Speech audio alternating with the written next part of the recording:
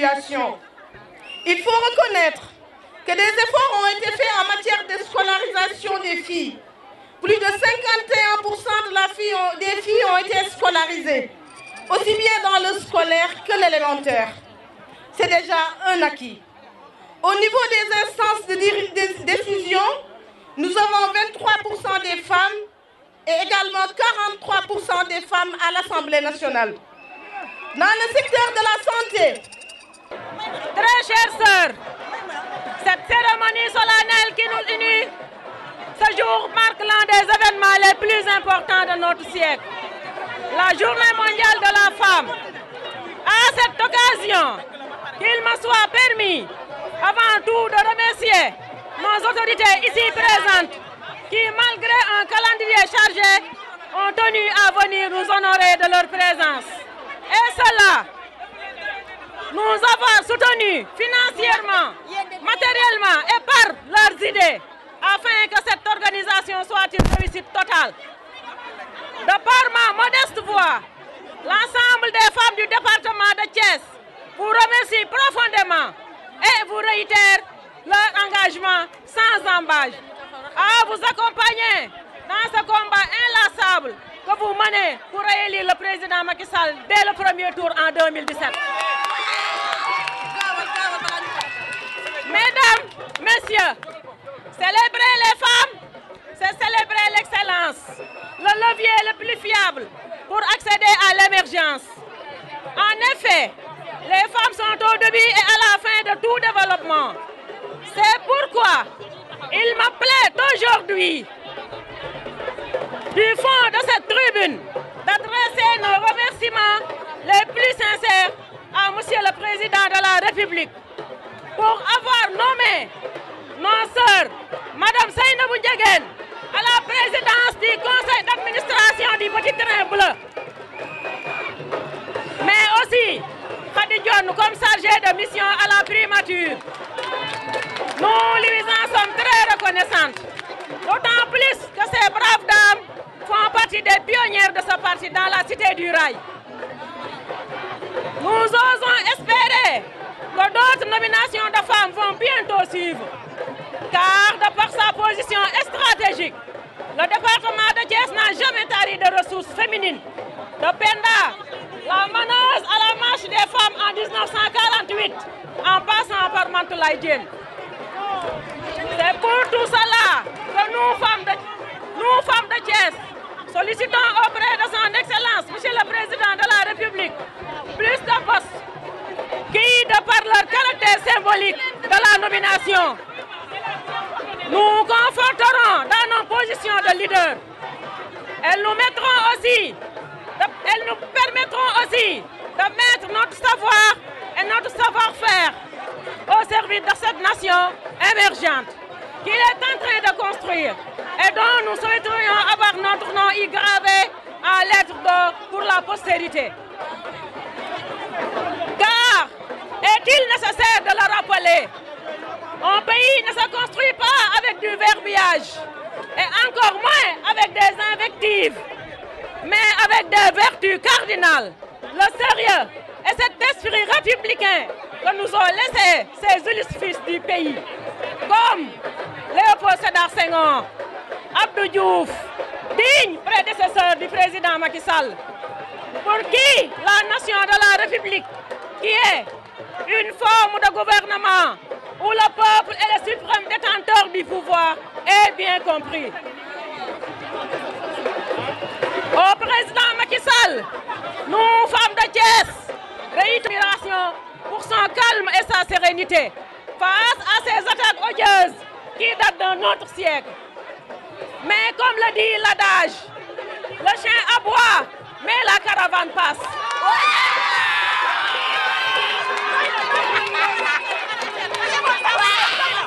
Cette caravane de l'émergence qui transporte à son sein les bourses familiales, le financement des mouvements de femmes, il y a quelques jours, ne saurait jamais être retardé par des balbutiements d'un mauvais perdant. Je vous remercie.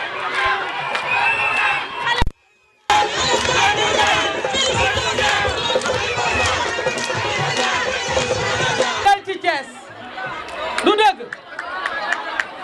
kon nag ñu ànd rek defar ba mu baax. Monsieur le ministre maa ngi lay nuyu di nuyu ñi nga àndal ñëpp responsable yi fi teew maa ngi nuyu Maymouna mi nga xam ne moom ngeen jox pour mu coordonner bés bi maa ngi nuyu Seynabou Ndiéguène ak jigéenu APR yi fi teew yëpp man nag gan kese laa fi ma ne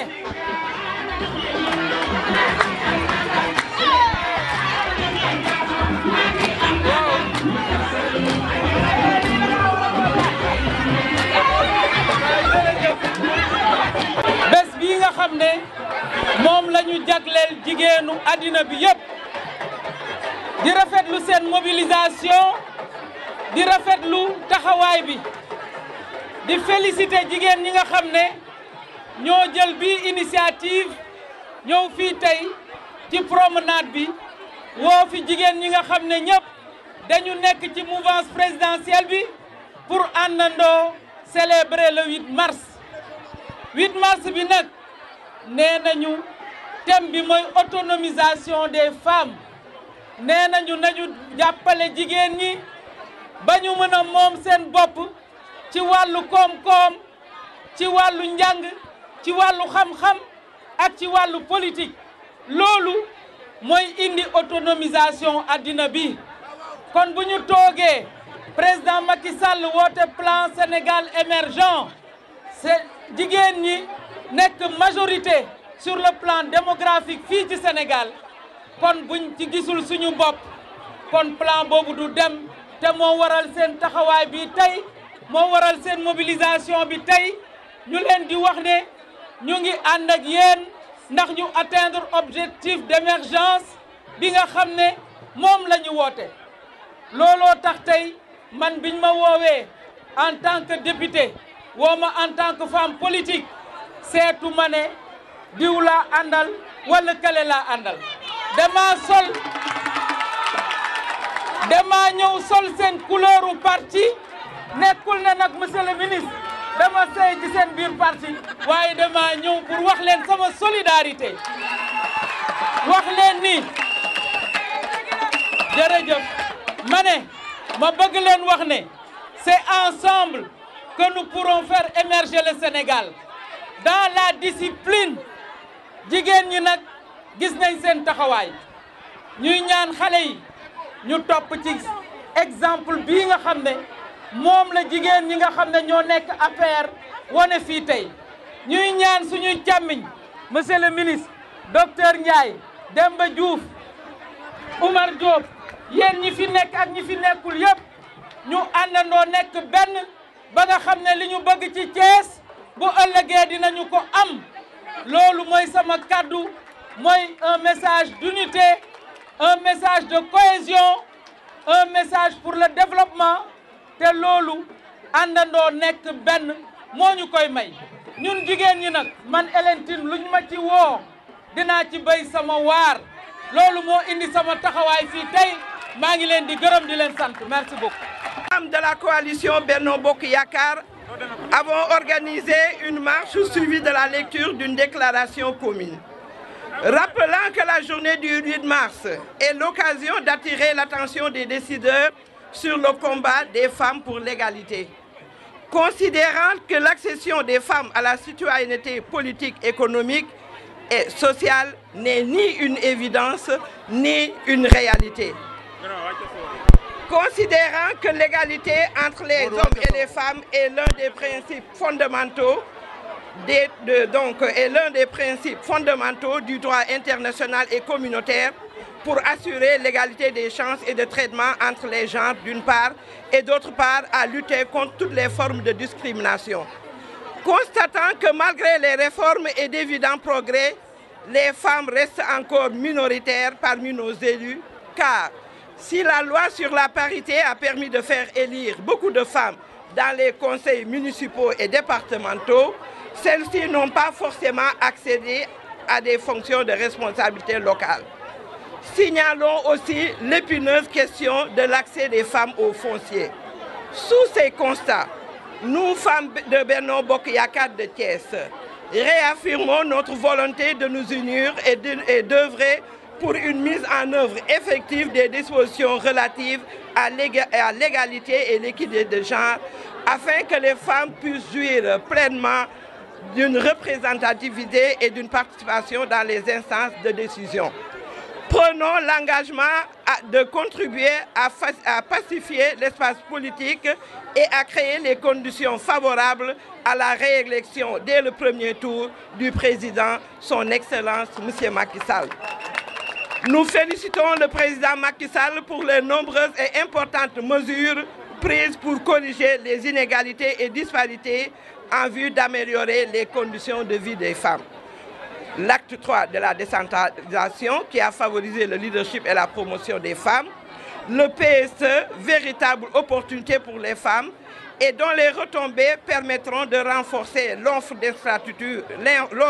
d'infrastructures et de services sociaux de base,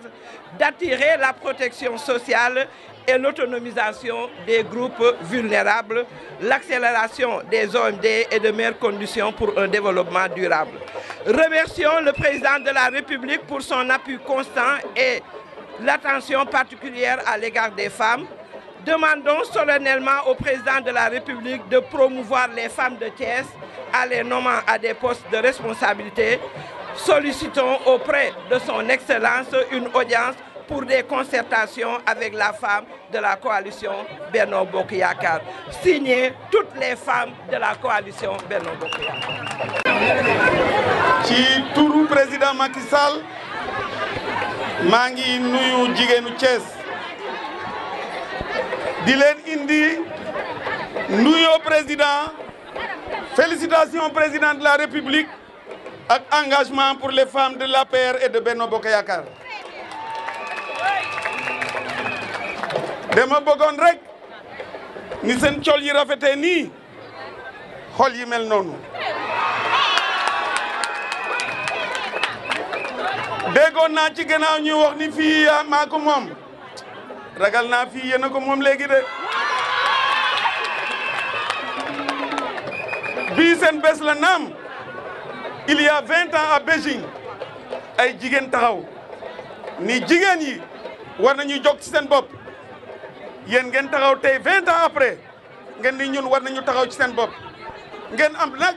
un avocat kan mooy seen avocat président Macky Sall mooy seen avocat président Macky Sall c'est l'avocat du Sénégal et de l'Afrique seen président dañu ko fonk fépp ci àddina président jógeeku ci yoonu yokkute ñu liggéey ci président nii yoonu yokkute doyul dama bëgg a gën a avancer mooy lan plan Sénégal émergent addina yëpp d'accord ci ni lii kenn mësu ko gis xale bi dafa muus mais ni ngeen ko gisee noonu waxuma muus dafa sopp doomi aadama ràññ ci yooyu ñooñu nag jigéen yi nee na sama développement dama koy teg ci jigéen yi ak jeunes yi yéen jigéen yi waxuma financement mais président dafa falu rek wàññi ceeb wàññi diwlin wàññi gaz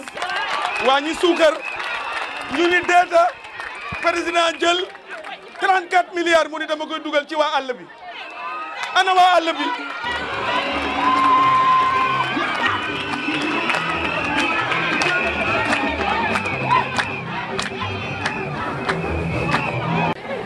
parce que jur gi sonn na président génn 50 milliards mu ni pour aliment de bétail ñu ni deeta président Macky Sall nii pour Sénégal am koom-koom lan lay def autosuffisance en riz maanaam li ñuy jënd ci ceeb dafa bare sama mbokk alpulaar yi ceeb rek lañ bëgg joolaa yi ceeb rek lañ bëgg séeréer yi moom waxi nopp ñun nag mbuuru lañ bëgg donc wax leen ni président dafa taxaw pour développer Sénégal ñu ni déeta waaye pour que Sénégal développé wu il faut que ñu am ay infrastructure il faut que ñu am ay yoon yu baax ñu ni fan président teg yoon wi ñu ni Ila Touba est-ce que ma ni jërëjëf sëñ Touba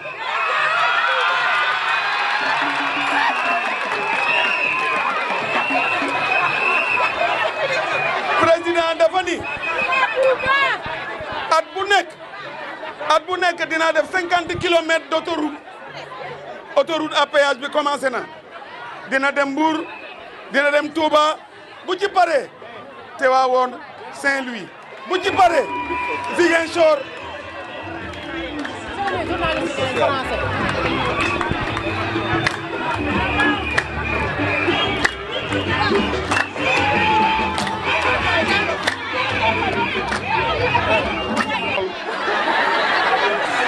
président teg ci nii lii pour mën a am xam nga saako bu feesul du taxaw mu ni bourse familiale il faut que ma jàppale néew di doole yi président yemul foofu mu ni balaa nga mën a liggéey nga wér couverture médicale universelle président sopp na leen de loolu yëpp jigéen yi la mani Sénégal tey émergence bi taxaw na te am na ku ma wax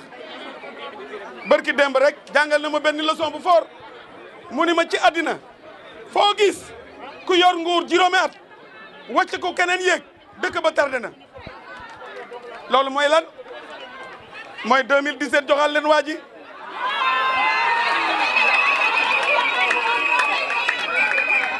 waa ji mooy kan mooy Macky Sall nañu ko jox 2017 waaye seen bés bi am na solo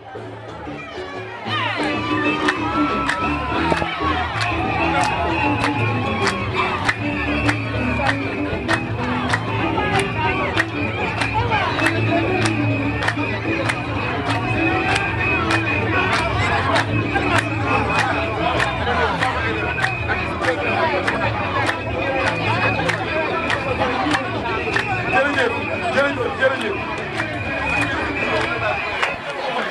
mais autonomisation boobu président nee na jigéen yi il faut ñu jox leen financement président nee na jigéen yi il faut ngeen jàng am na ku fi waxoon daaw jéeg naan parité man leen jigéen yi bu leen ci wax lu bare parce que li ñu constaté léegi bu ñu demee école yi pour ñu am doom bu ñu defee composition